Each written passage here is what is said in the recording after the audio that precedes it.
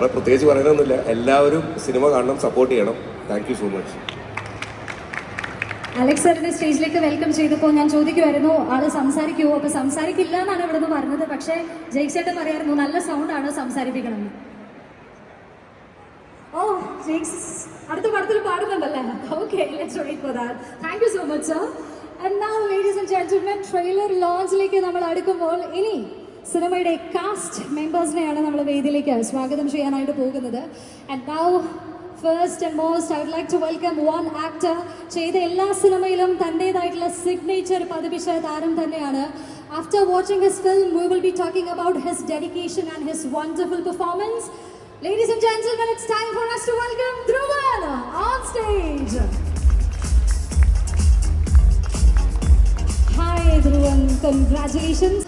Moving on, അടുത്തതായി വേദിയിലേക്ക് സ്വാഗതം ചെയ്യുന്നത് ലേഡീസ് ആൻഡ് ജെന്റിൽമെൻ, ഏറ്റവും റീസെന്റ് മിന്നൽ വള എന്ന പാട്ടിലൂടെ നമ്മൾ എല്ലാവരും സെലിബ്രേറ്റ് ചെയ്ത ആക്ട്രസ് ആണ്. And we have commented about her unique acting style in all the films she have been part of.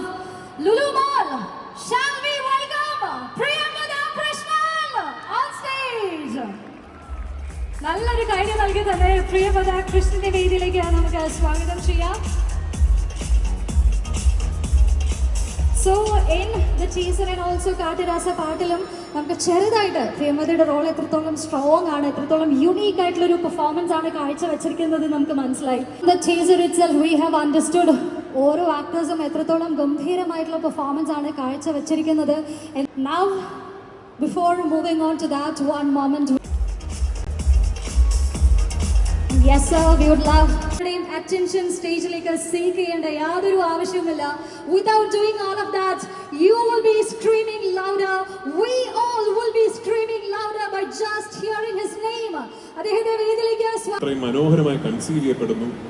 അത് നമ്മുടെ രണ്ടുപേരുടെയും സുഹൃത്തും ഗുരുതുല്യനുമായ സച്ചിക്ക് ഒരു ട്രിബ്യൂട്ട് എന്ന രീതിയിൽ റിലീസ് ചെയ്യപ്പെടുന്നു എന്ന് പറയുന്നത് ഒരുപാട് സന്തോഷവും ഒരുപാട് അഭിമാനവും തോന്നുന്ന ഒരു സമയമാണ്. ഇതിന്റെ നിർമ്മാതാവ് സന്ദീപ് സേനനും ഞാനും കുട്ടിക്കാലം മുതൽ ഫ്രണ്ട്സാണ്. ആക്ച്വലി ഞങ്ങളെല്ലാം തിരുവനന്തപുരം ഗ്യാങ് ആണ്. സന്ദീപിന്റെ അച്ഛൻ്റെ പങ്കജ് ഹോട്ടലിൽ സ്കൂളിൽ പഠിക്കുമ്പോൾ പോയിട്ട് കാശ് കൊടുക്കാതെ ബുഫേ കഴിച്ച് മുങ്ങി എത്രയോ സന്ദർഭങ്ങൾ ഉണ്ടായിട്ടുണ്ട്. സേനനങ്കിൾ എന്നെ മോനെ പോലെയാണ് കണ്ടിരുന്നത്. ഇന്നും ആ സ്നേഹവും വാത്സല്യവും ഉണ്ട്. അങ്ങനെ ഒടുവിൽ സന്ദീപും ഞാനും പ്രൊഫഷണലി കൊളാബറേറ്റ് ചെയ്യുമെന്ന് പറയുമ്പോൾ ശരിക്കൊരു ലൈഫിൻ്റെ ഒരു വലിയ ജേർണിയുടെ ഒരു ക്ലൈമാറ്റിക് ഇവൻ്റ് ആയിട്ടാണ് എനിക്കതിനെ പലപ്പോഴും തോന്നാറുള്ളത്. ജെയ്ക്സ് എനിക്കിപ്പോഴും ഓർമ്മയുണ്ട്.